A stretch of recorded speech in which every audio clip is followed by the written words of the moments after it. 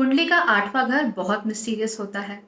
कई लोग इसको लेके बड़े आशंकित से रहते हैं, कुछ लोग बहुत ज़्यादा डरते हैं और कुछ लोग इस घर को लेकर बहुत ज़्यादा क्यूरियस होते हैं।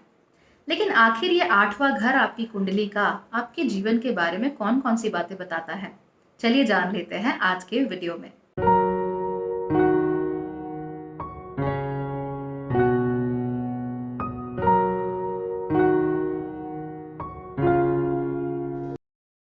नमस्ते, भाग्यश्री होलिस्टिक एस्ट्रोलॉजी में आप लोगों का एक बार फिर से स्वागत है।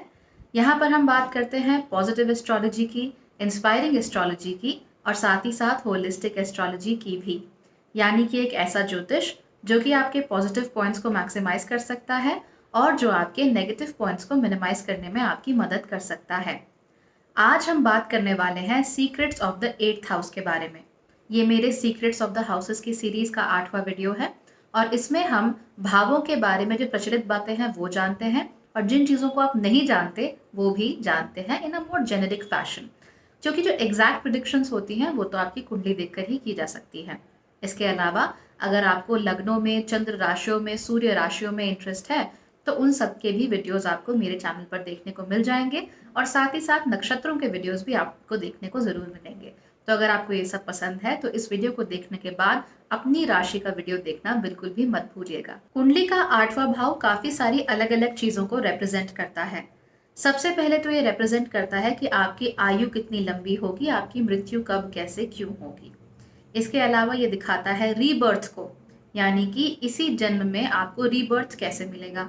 अब रीबर्थ का मतलब ये नहीं है कि आपको पुनर्जन्म हो जाएगा, उसका मतलब ये है कि आप ऐसे कौन से हालातों से गुजरेंगे जिसकी वजह से आपको एक नया जीवन, एक नई पर्सनालिटी देखने को मिलेगी। ये हर किसी के साथ नहीं होता, लेकिन कुछ कुछ लोगों के केसेस में आपको ऐसा रीबर्थ देखने को जरूर मिल जाता है कि पहले वो किसी और प्रकार के होते हैं और फिर उनके लाइफ में कुछ ऐसा घटता है जिसकी वजह से उनके लाइफ को एक नई दिशा मिल जाती है। छोटे छोटे लेवल पर तो ये हम सबके साथ होता ही रहता है। इसके अलावा 8वां घर हमें दिखाता है आपके रिप्रोडक्टिव ऑर्गन्स को, यानी कि आपके रिप्रोडक्टिव ऑर्गन्स कैसे हैं और साथ ही साथ आपको सेक्सुअल हैप्पीनेस मिलने वाली है या नहीं मिलने वाली है। इसके अलावा 8वां घर हमें ये भी दिखाता है कि शादी के बाद आपको कैसा माहौल मिलेगा। और ये लड़कियों के लिए तो बहुत ही इंपॉर्टेंट होता है because they are the ones who are usually going to there in laws place. अब वो अपने ससुराल में रहने जा रही हैं तो ससुराल कैसा होगा, वहां पर उन्हें माहौल कैसा मिलेगा। एंड इन जनरल शादी करने के बाद आपको आपके पति या पत्नी से क्या मिलेगा, क्या आपको एसेट्स मिलने वाले हैं या नहीं मिलने वाले हैं, क्या आपका जो सारा एफर्ट था अपनी शादी में वो बेकार जाने वाला है या फिर आपको शादी करने के बाद आपका भाग्य चमकने वाला है। ये सारी चीजें भी हम 8वें घर के थ्रू देख सकते हैं। इन जनरल काफी सारे एक्सीडेंट्स भी हमें 8वें घर के थ्रू देखने को मिल जाते हैं। आपको ओकल्ट साइंसेज में या हिडन नॉलेज में कितना इंटरेस्ट है ये भी हमें 8वें घर से देखने को मिल जाता है। और आपकी हिडन ट्रेजरीज, आपने क्या चीजें छुपा कर रखी हुई हैं, कोई रिलेशनशिप, कोई पैसा, कोई एसेट, ये सब भी हमें 8वें घर के थ्रू देखने को मिल जाता है। बहुत सारे लोग होते हैं जिनको लॉटरीज में बड़ा इंटरेस्ट होता है कि भाई काश मेरी लॉटरी लग जाए, तो ये सारे काम भी हम 8वें घर के थ्रू देख सकते हैं। नैसर्गिक रूप से 8वें घर की जो स्वामी राशि होती है वो होती है स्कॉर्पियो, यानी कि वृश्चिक। अगर आप स्कॉर्पियो या वृश्चिक राशि को जानते हैं तो आप ये भी समझते हैं कि इस राशि को चीजों को छुपा कर रखना बहुत अच्छा लगता है। इसीलिए वृश्चिक राशि में जन्मे जो जातक होते हैं वो भी आपको 100% सच नहीं बताते हैं, कुछ ना कुछ तो वो छुपा ही लेते हैं, चाहे वो अच्छे के लिए छुपाए चाहे वो बुरे के लिए छुपाए। अपने इमोशंस को तो ये बहुत अच्छी तरीके से हाइड कर लेते हैं और कई बार ये जीवन में क्या कर रहे हैं इसको हाइड करना भी इनके लिए बहुत आसान होता है। और यही वजह होती है कि इस राशि के लोग स्पाइस बहुत अच्छे बनते हैं, डिटेक्टिव्स बहुत अच्छे बनते हैं, क्योंकि they don't have to speak the entire truth. तो इसके अलावा इस राशि का जो स्वामी होता है वो होता है मंगल। मंगल शादी में बहुत इंपॉर्टेंट रोल प्ले करता है। सबसे पहले तो मंगल आपको ये बताता है कि आपकी ओवरऑल हेल्थ कैसी रहेगी, यानी कि आप फिट हैं टू गेट मैरिड और नॉट, तो ये आपको मंगल से देखने को मिलेगा। जिन लोगों का मंगल बहुत कमजोर होता है और मंगल के साथ साथ अगर सूर्य भी कमजोर हो तो ऐसे लोग अक्सर आपको they not considered fit for marriage. तो ये चीजें हमें जरूर देखनी होती हैं कि मंगल बिल्कुल ही पावर से विहीन ना हो, यानी बल विहीन हीन ना हो। इसके साथ साथ ही मंगल आपको दिखाता है आपके रिप्रोडक्टिव ऑर्गन्स को और साथ ही साथ सेक्सुअल हैप्पीनेस को भी। तो ये दोनों चीजें again are connected to marriage. Finally Mangal दिखाता है, अब रिप्रोडक्टिव ऑर्गन्स को दिखा रहा है, तो obviously it is connected to your children. And अगर हम अपने एंशियंट तौर तरीकों को माने, so one of the main purposes of getting married is to have kids, right, according to our old rituals. तो बच्चे होंगे नहीं होंगे, कैसे होंगे, बच्चों के साथ क्या आपका संबंध रहेगा, क्या समस्याएं आएंगी बच्चे होने में, ये सब भी हम 8वें घर के थ्रू और मंगल की पोजीशंस के थ्रू देख सकते हैं। लेकिन मंगल के जो पूरे सिग्निफिकेशंस है वो मैं आपको तब बताऊंगी जब हम प्लैनेट्स की सीरीज करेंगे, जो कि हमारे हाउसेस की सीरीज खत्म होने के बाद शुरू होगी। तो मंगल हमारे लिए इतना इंपॉर्टेंट होता है, और मंगल की ही राशि होती है स्कॉर्पियो। नाउ अगेन, मंगल की 2 राशियां होती है। पहली तो होती है मेष। मेष में हर चीज आउटवर्ड होती है, एक्स्ट्रोवर्टेड होती है, लेकिन स्कॉर्पियो में जाते ही ये सारी चीजें इंट्रोवर्टेड हो जाती हैं। यानी whatever you are doing hidden from the world, that is connected with Scorpio. And आपका जो मैरिटल रिलेशन होता है, that is also hidden from the world. What is between you and your husband or your wife is between you and your husband and wife only, right? It is not to be seen by the rest of the world. इसके अलावा आपका जो आपके ससुराल में relationship है, that is also connected with you and your wife and Mangal and वृश्चिक राशि ओनली। ऐसी चीज़ों को आप ढिंडोरा पीट के बाहर तो नहीं बताते हैं। तो ये जो भी हिडन चीजें होती है वो स्कॉर्पियो राशि के साथ जुड़ी हुई होती है। क्योंकि यहाँ पे स्कॉर्पियो राशि है और मंगल है, इसीलिए 8वां घर जो है वो हमें कई बार एक्सीडेंटल चीजों को भी दिखाता है, जो सडन चीजें होती है उनको भी दिखाता है। सडनली आपकी लाइफ में कुछ अच्छा हो गया, सडनली आपकी लाइफ में कुछ खराब हो गया, सडनली कुछ प्रॉब्लम हो गई, सडनली कोई एक्सीडेंट हो गया, यानी ऐसी चीजें जिनके लिए आप प्रिपेयर नहीं होते। रिमेंबर, स्कॉर्पियो राशि को सिक्योरिटी बहुत पसंद होती है, specially emotional and financial security. लेकिन ये राशि एक और चीज भी रिप्रेजेंट करती है, वो होती है सडन चेंजेस, क्योंकि 8वां घर भी इन्हीं चीजों को से कनेक्टेड होता है। तो सडन चेंजेस आपकी लाइफ में कैसे आ सकते हैं? आपकी लाइफ में सडन चेंजेस ऐसे आ सकते हैं कि आपका या आपके स्पाउस का एक्सीडेंट होना, कोई अचानक से बीमारी का पता लग जाना, किसी क्रॉनिक इलनेस का पता लग जाना, उसमें आपका पैसा वेस्ट होना, उसमें आपकी हैप्पीनेस वेस्ट होना, उसकी वजह से आपकी लाइफ में सडनली एक बहुत बड़ा चेंज आ जाना। For instance, if your spouse is unhealthy, they met with an accident, तो आपके लिए फाइनेंशियल ट्रबल्स खड़े हो जाएंगे, इमोशनल ट्रबल्स खड़े हो जाएंगे, साथ ही साथ फैमिली को मैनेज करने में भी दुनिया भर के ट्रबल्स आपके सामने खड़े हो जाएंगे, and then you have to go through them. And remember, it's a malefic house eventually. तो क्योंकि ये मैलेफिक हाउस होता है, इसीलिए आपको जो भी लेसन्स देना चाहता है वो आपको अक्सर इश्यूज के थ्रू, चैलेंजेस के थ्रू ही देता है। So that's one thing that we have to take care of, कि जो भी आपकी लाइफ में सडन इवेंट्स होते हैं उन सब का जुड़ाव 8वें घर के साथ होता है। यूजुअली हम लाइफ में हर चीज़ के लिए तैयार होते ही हैं, हमें मालूम होता है कि भाई अब हमारी लाइफ में ये नए मोड़ आने वाले हैं, अब प्रमोशन होने वाला है, काम नहीं करूंगा तो हमें इंक्रीमेंट नहीं मिलेगा, इत्यादि इत्यादि। लेकिन ऐसी बहुत सारी चीज़ें होती हैं जिसके बारे में हम सोच भी नहीं सकते, which happen all of a sudden. ये सारी की सारी चीज़ें चाहे अच्छी हो चाहे बुरी हो, 8वें घर के साथ ही जुड़ी हुई होती हैं। तो सबसे पहले आप ये चीज़ चेक कीजिए कि आपकी कुंडली के 8वें घर में कौन सी राशि है। अपना 8वां घर देखिए, वहां पे अक्सर एक नंबर लिखा होता है। जैसे अगर वहां 8 नंबर लिखा है तो वृश्चिक राशि होगी, 9 नंबर लिखा है तो धनु राशि होगी, 5 नंबर लिखा है तो लियो राशि होगी, 6 नंबर लिखा है तो आपका वहां पर कन्या राशि होगी।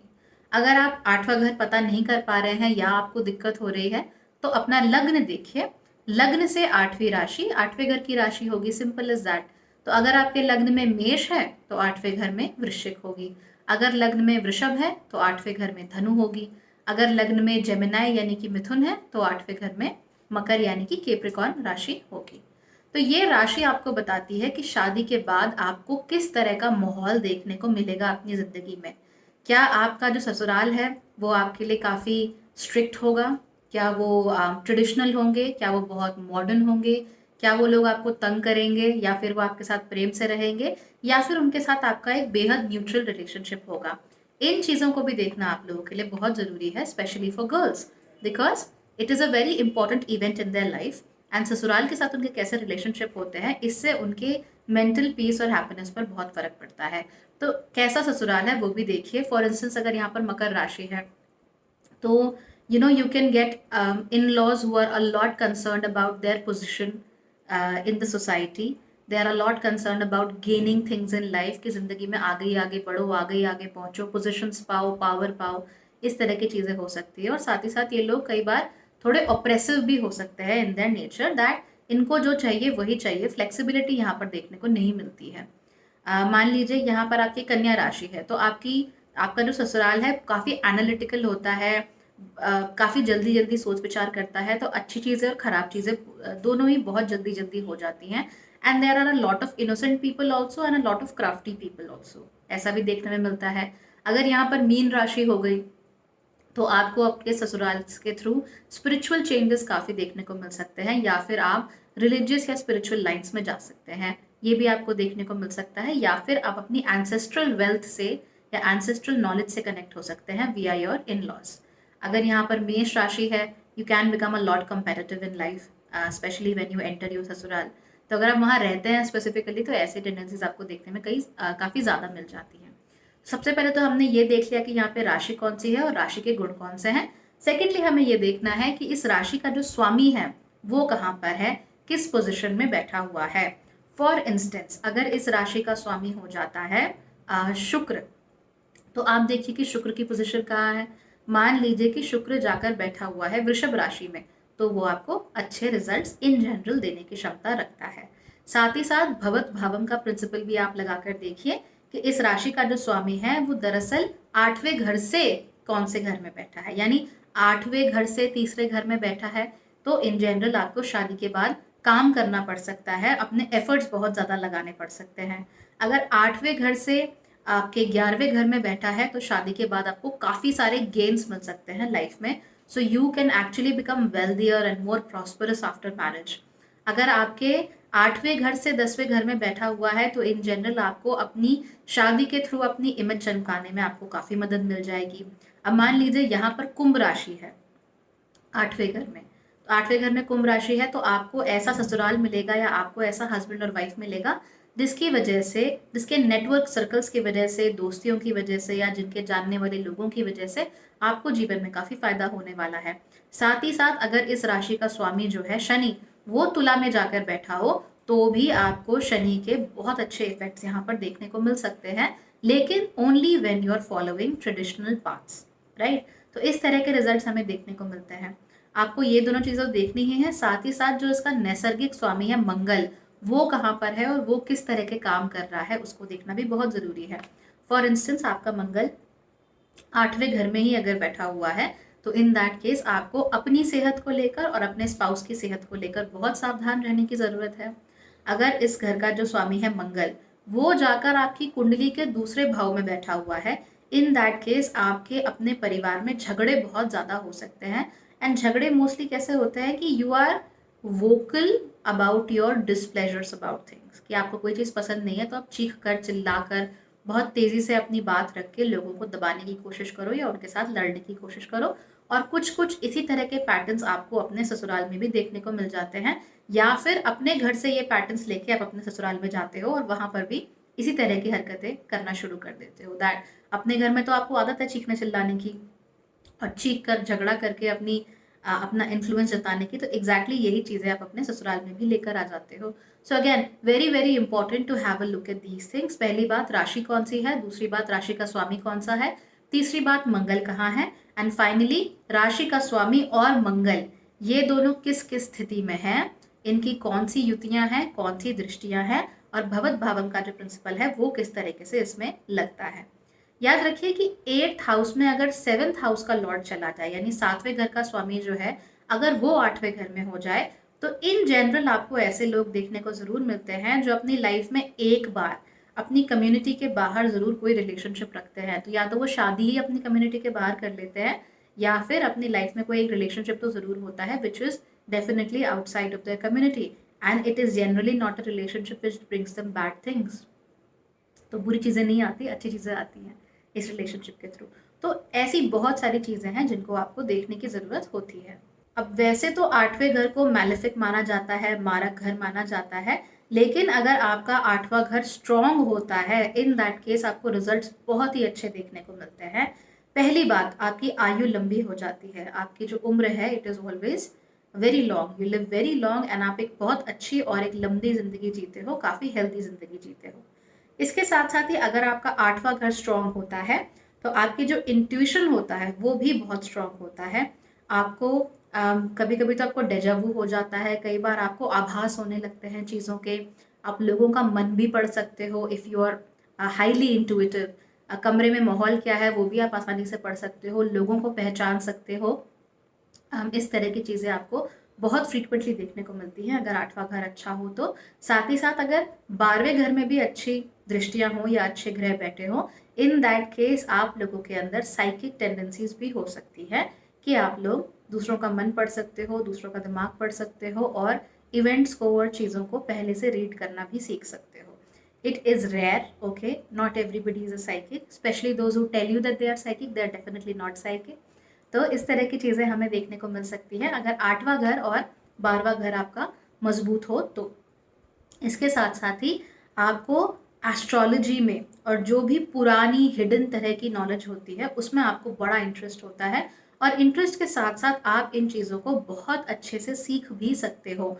वेदर आप उसको अपना प्रोफेशन बनाते हो या नहीं बनाते हो वो तो 9वें और 10वें घर से हमें पता लगता है।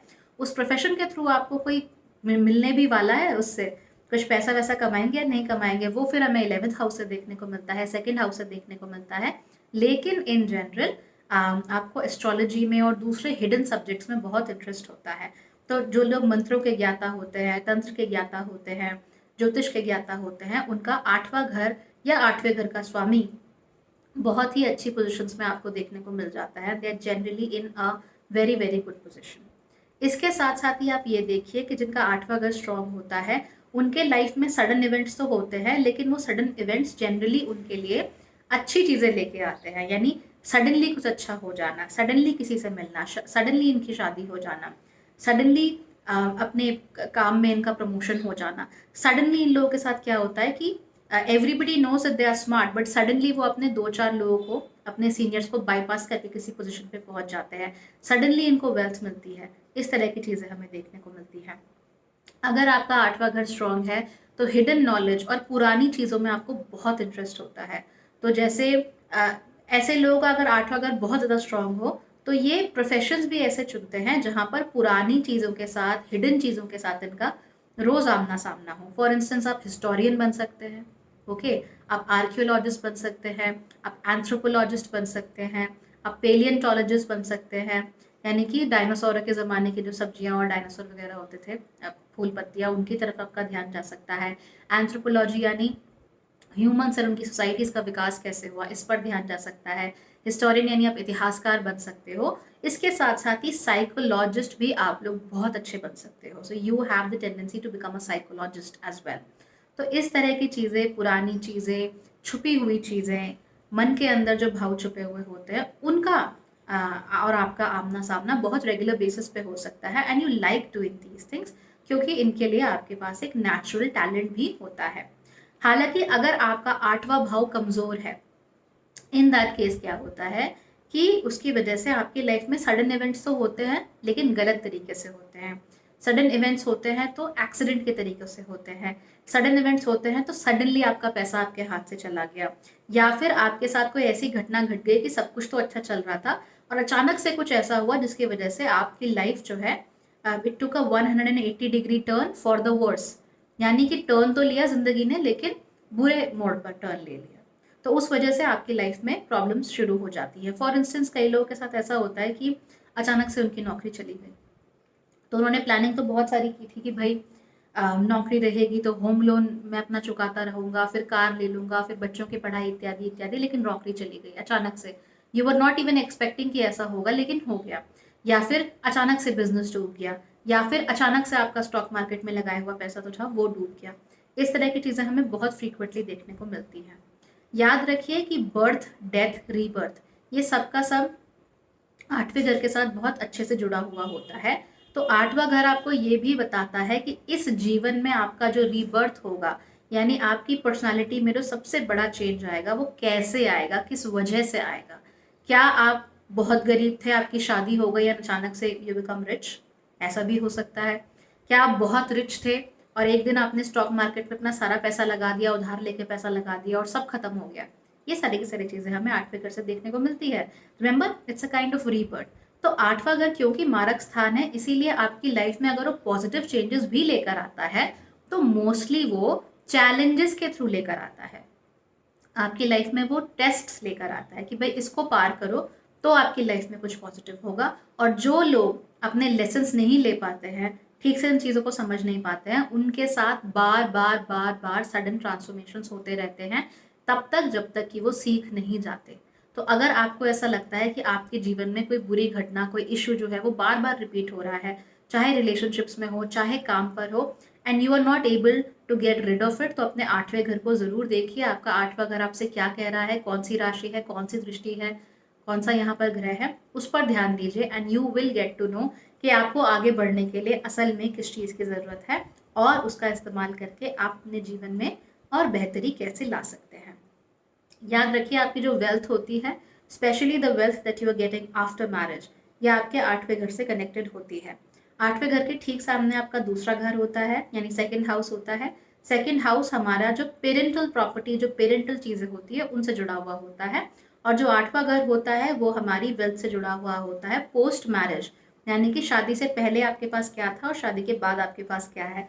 ये दोनों चीज़ें भी आपको देखने की सख्त ज़रूरत है, especially in the case of girls, because it is connected with your in laws, it is connected with your ससुराल। तो वहाँ आपके साथ क्या होगा, कैसे होगा, इन सारी चीज़ों की जानकारी रखना भी बहुत ज़रूरी होता है आप लोगों के लिए। तो सबसे अच्छी चीज़ तो ये होगी कि आपका जो 8वें घर का स्वामी है, यानी जो भी स्वामी ग्रह है, वो अच्छी जगह पर जाके उसकी प्लेसमेंट हो, ताकि कोई भी अगर आपके जीवन में मुसीबत हो तो कम से कम शादी करके वो मुसीबत आपके जीवन में हल हो जाए और it brings good results for you. और अगर अच्छे रिजल्ट्स वहाँ से नहीं आ रहे हैं, इन दैट केस फिर आपको हर चीज़ में थोड़ा एक्स्ट्रा एफर्ट करना पड़ेगा। Your marriage is going to be very very challenging for you. Okay, तो बहुत सारे लोग हैं, ऐसा भी होता है कि that they go through a lot. अपनी शुरुआती ज़िंदगी में बहुत कुछ होता है उनके साथ, फिर उन्हें लगता है कि okay now I am getting married, सब चीज़ें सुधर जाएंगी, लेकिन वहाँ पर भी उनके साथ वही पैटर्न्स दोहराने शुरू हो जाते हैं कि जितना काम उन्होंने पहले किया शायद when they were not married, लगभग उतना ही एफर्ट, उतना ही काम उन्हें अब अपनी शादी में भी करना पड़ रहा है, एंड उसके वैसे रिजल्ट्स उन्हें देखने को नहीं मिल रहे जैसे कि वो चाहते थे। तो इन चीज़ों पर ध्यान रखने की बहुत ज़रूरत होती है। मेक श्योर कि अपने 8वें घर को आप अच्छे से स्टडी करें। 8वें घर के साथ और भी बहुत सारी चीज़ें जुड़ी हुई होती हैं। It is a very very deep house, क्योंकि ये डीप हिडन नॉलेज को दिखाता है, इसलिए 8वें घर के जो भी सिग्निफिकेटर्स होते हैं वो भी बहुत डीप होते हैं, बहुत हिडन होते हैं। तो मैंने आपको जेनेरिक जो चीज़ें थी वो बता दी। एग्जैक्टली 8वां घर आपके लिए क्या लेकर आता है वो आप अपनी कुंडली के जो घर हैं, जो प्लैनेट्स हैं, उनको देखकर ही बता सकते हैं कि एग्जैक्टली क्या होने वाला है। अन्यथा ये जो जेनेरिक चीज़ें मैंने आपको बताई वो 8वें घर को समझने के लिए आपके लिए काफ़ी हेल्पफुल साबित होंगी। तो अगर आपको ये सब अच्छा लगता है, हाउसेस की सीरीज़ अच्छी लगती है और इसका चैनल में जो दूसरे और मैं वीडियोस लेकर आती हूँ वो अच्छे लगते हैं, तो फिर इनको लाइक करना, शेयर करना और इस चैनल को सब्सक्राइब करना आप लोग बिल्कुल भी मत भूलिएगा। हमारे पास यूट्यूब की मेंबरशिप्स अवेलेबल हैं। सब्सक्राइब बटन के बगल में जॉइन बटन है, उसको क्लिक कीजिए, आपके पास सारी यूट्यूब मेंबरशिप्स के ऑप्शन आ जाएंगे। इसके अलावा भाग्यश्री मेंबरशिप्स भी अलग से अवेलेबल हैं, जहाँ पर आपको आपके वीकली, मंथली या फिर डेली हॉरोस्कोप्स मिल सकते हैं। साथ साथ सबसे पहले आपको वीडियोस देखने को मिलते हैं और उसके साथ साथ आप नए वीडियोस को रिक्वेस्ट भी कर सकते हैं। तो बहुत सारे अलग अलग पर्क्स हैं, कंसल्टेशन ऑप्शंस भी अवेलेबल हैं। आप चाहें तो नीचे दिए गए नंबर्स पर या ईमेल आईडी पर मेरी टीम से बात कीजिए, they will guide you through everything. So that's all for today, thank you so much for watching.